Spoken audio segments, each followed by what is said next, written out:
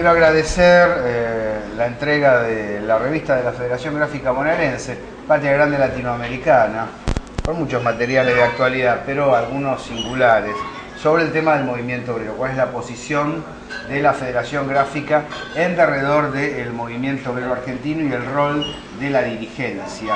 En Paseo Colón 731 la pueden pedir y vale la pena leerla. ¿Qué tal, Hugo? ¿Cómo estás? ¿Qué tal, Gabriel? Bien. Mirá quién nos visita hoy.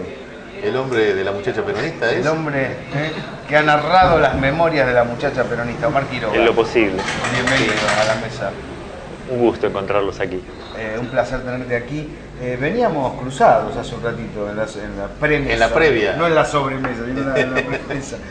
Estabas enojado ahí con Cristina. A mí me pareció inoportuno, ¿no? Yo, creo que para el análisis político una manifestación de la envergadura que tuvo esta, realmente importante, no por supuesto lo que dijeron los medios dominantes, del millón y medio y todo eso, de ninguna forma de eso, pero haciendo cuenta, yo vi lo que pasaba en el obelisco.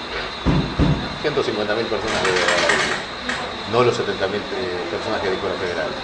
Y sumando todo el país, no sé, será 400. En última instancia eso no importa si son 400 o 500, no cambia el significado profundo de la situación.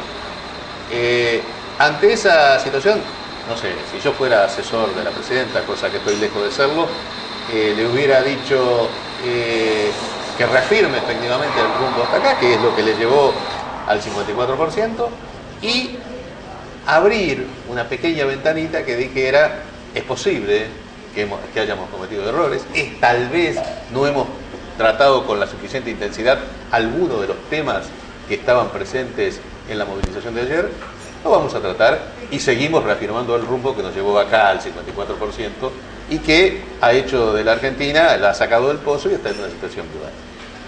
Eso lo haría yo. Pero decirle eso a esos que se movilizaron no es venir a la retranca. No, yo creo que no, porque yo reafirmo y doy y abro una pequeña ventanita para descomprimir determinadas situaciones. Yo vuelvo a sostener que el 54% es un hecho coyuntural, obtenido por Cristina o cualquiera que lo obtenga. Que lo que Cristina tiene es seguramente en este momento, gracias. En otros momentos la cuestión sería más complicada, tiene un 32 o 35%. El 20% restante hay que disputarlo todos los días. Si se disputa dando la respuesta a esas franjas que se movilizaron o no, es un tema, ¿no? Porque además del volumen, si yo tengo todo el aparato mediático del país a disposición y logro movilizar 100.000 personas en capital, estoy en un problema, ¿no? de organización política. Cuando ustedes... Yo me pregunto, ¿qué respuesta espera esa gente que fue el 8 de noviembre? Y si la respuesta que vos atinás, digamos, como que la presidenta podría dar a esa movilización, si eso conformaría, me parece que no, que está lejos de conformar. El hecho de que digamos, yo incorpore dos temas que no es una cuestión que lo diga la manifestación que está ahí, sino que cuando lo conversamos en general entre nosotros también lo tenemos presente. Que el tema de la inflación, hay que dar una batalla contra la inflación, y el tema de la inseguridad es necesario incorporarla y hacer un plan claro que no va a solucionar el problema. Este es un problema de larguísima data para solucionarlo. Pero lo que produce insatisfacción es el hecho, me parece, y atraviesa las clases sociales, no solamente son los caceroleros que estuvieron ahí, es una minimización del tema respondido con estadísticas que son ciertas, pero que a una víctima de la inseguridad no le respondes con una estadística. Es una secuela del programa anterior. Es una secuela, claro. claro. Una saga, ¿no? ¿Por qué razón en la Argentina si se roba un kiosco se le echa la culpa al presidente? Es una miseria. Claro. Esto no pasa en ningún lado del mundo. Digamos, en medio de la crisis europea, si hay un saqueo en un supermercado en España, no le echan la culpa a Rajoy, no le echan la culpa tampoco a Pedro, tampoco le echan la culpa a Felipe González. Es decir, ¿a qué situaciones de directriz total en términos de responsabilidad? Pero yo quería preguntarle a Omar, cuando ustedes filmaron para Muchachi, cuando ustedes analizaron el ciclo pregolpista, sí, arrancando por el final, ¿no? Vos la has visto también, la disfrutaron. Sí, la he visto.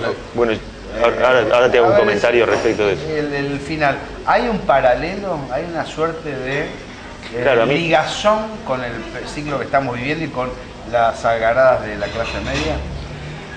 A ver, yo encuentro muchas ligazones entre eso que hicimos, ese retrato que hicimos de esos 10 años y la actualidad. Tal vez la ligazón, y al mismo tiempo la distancia es absoluta. No tiene nada que ver ese gobierno, no tiene nada que ver ese pueblo, nosotros no tenemos... Todas las Fuerzas Armadas no tienen el mismo rol. No tienen el rol, y nosotros no tenemos un 17 de octubre atrás.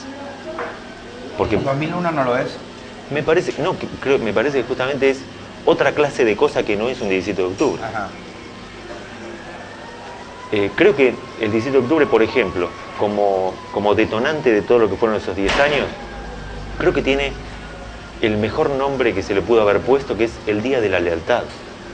Creo que si algo no tiene como noción nuestro pueblo, no tiene esa movilización, no tiene muchas de las movilizaciones que vemos, es como símbolo unificador la lealtad, como valor aglutinante. Nosotros creo que la reacción que sigue habiendo ante cada manifestación, ante cada pedido a la presidenta o a cualquier símbolo de autoridad,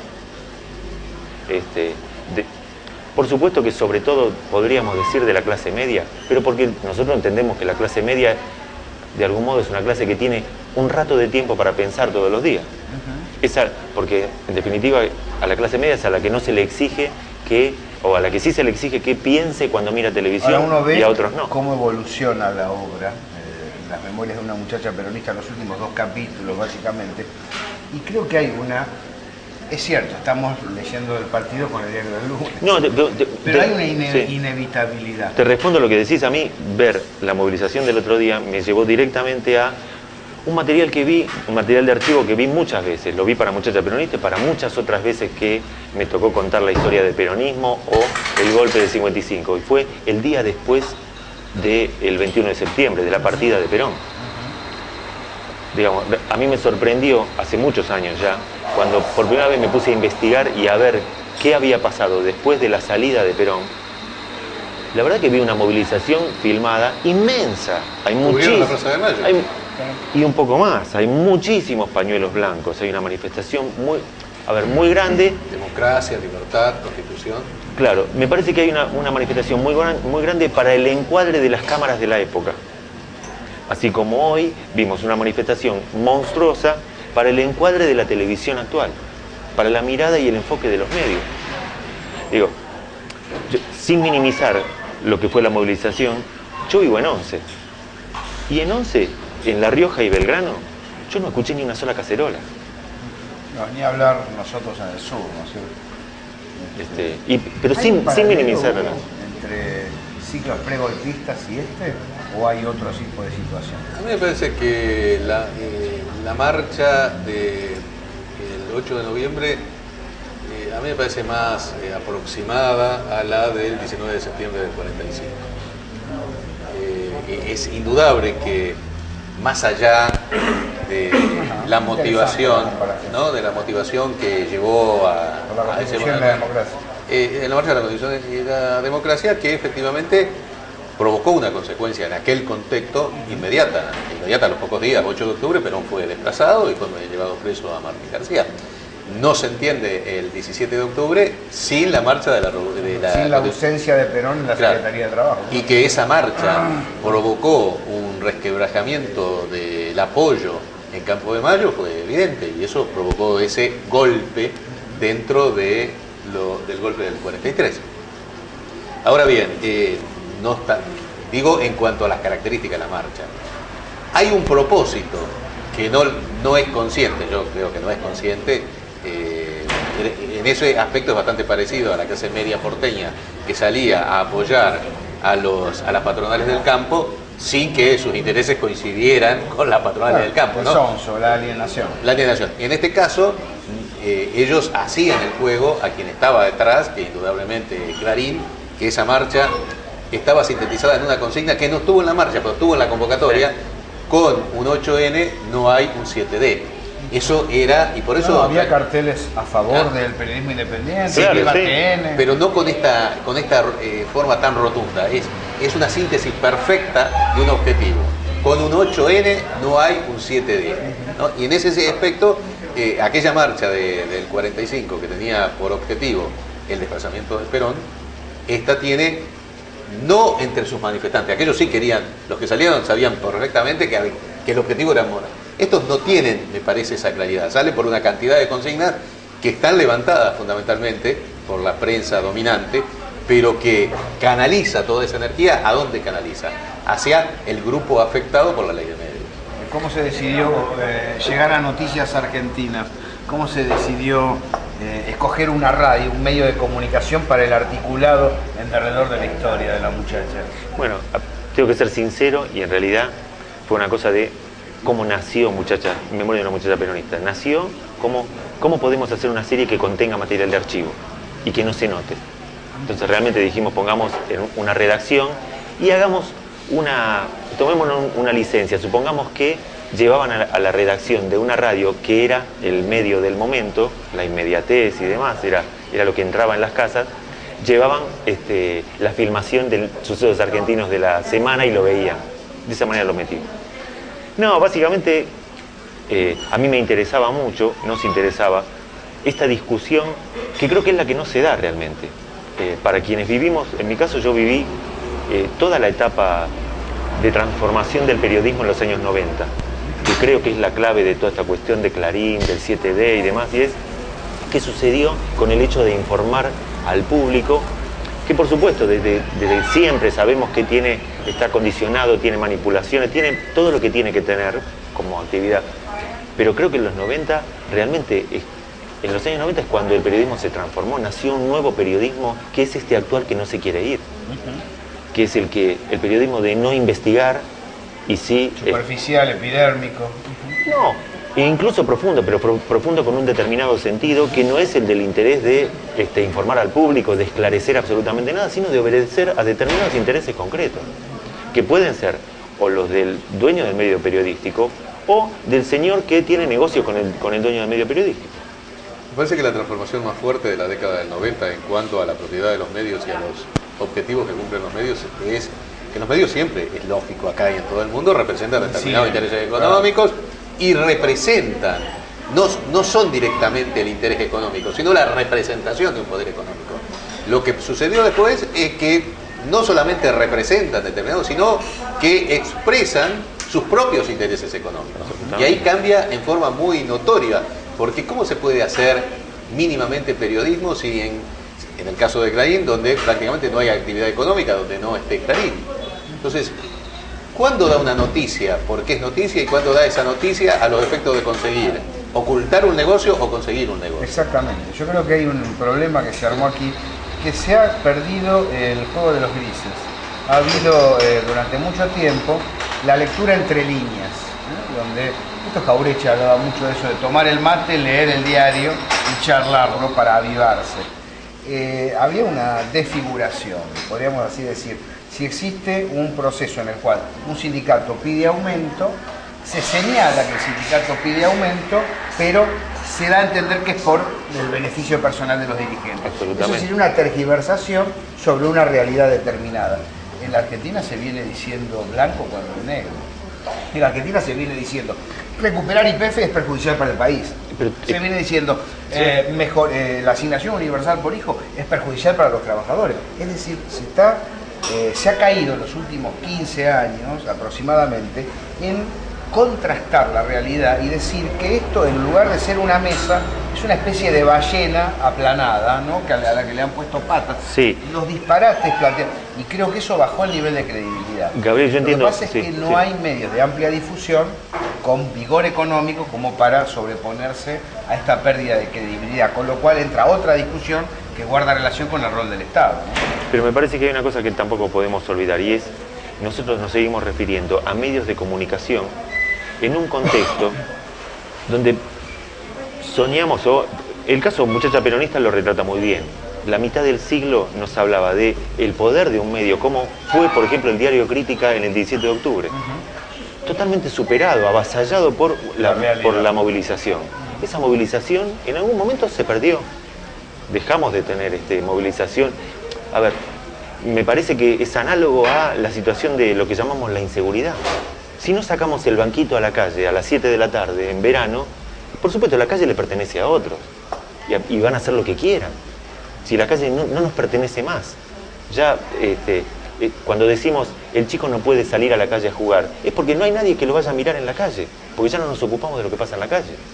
Creo que esto nos habla, digamos, de... Una responsabilidad social. Absolutamente. Por ejemplo, la de la movilización política.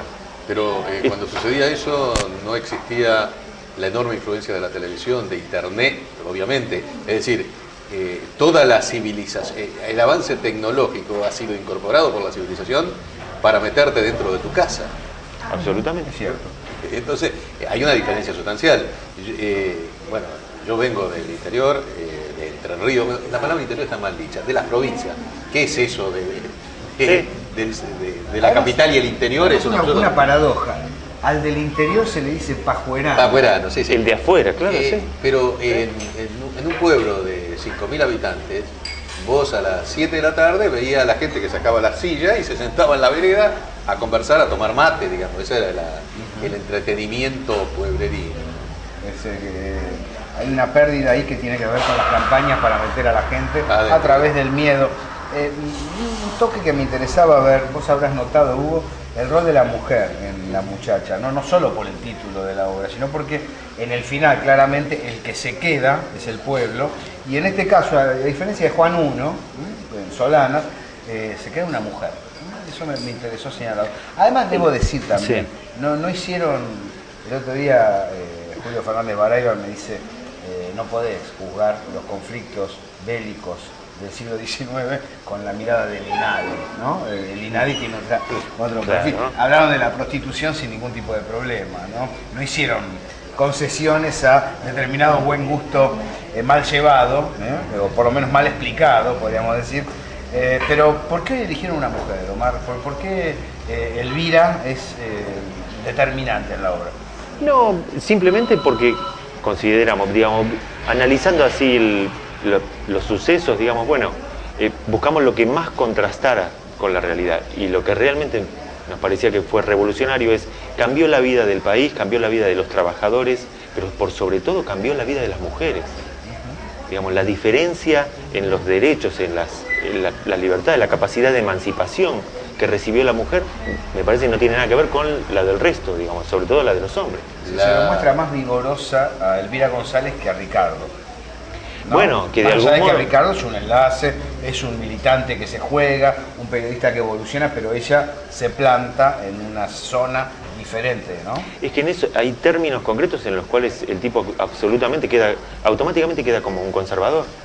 Digamos, él de algún modo ve disminuidos sus derechos sobre esa mujer. Tenía gran atractivo sobre las mujeres, Ricardo, indudablemente, ¿no? Claro. En vilo a la redacción. Pero indudablemente la empleada del hogar, eso que antes se conocía como servicio doméstico, al respecto en su momento la ministra de Justicia de Bolivia, que era una empleada doméstica, me quedó muy grabado lo que dijo. ¿Cómo empleada doméstica? Domésticas son los animales, nosotros no somos animales. Por eso está muy bien que en esta ley que está retenida, en este proyecto de ley que está retenido y que ahora va a ser modificado en el Congreso de la Nación, pasó por diputado, en el Senado no pasó, claro. El nuevo estatuto que prácticamente lo convierte a la empleada del hogar con las mismas características que un trabajador común. Pero aquella empleada del hogar que pasaba a ser obrera textil, era un salto cualitativo tan importante, de pasar de la explotación individual a un lugar donde, como en todo régimen capitalista, existe una explotación colectiva, pero con un delegado que habla por ella y que tiene vacaciones pagas y que tiene aguinaldos y todo eso. Ese salto cualitativo, muchos de los intelectuales de entonces no lo apreciaron.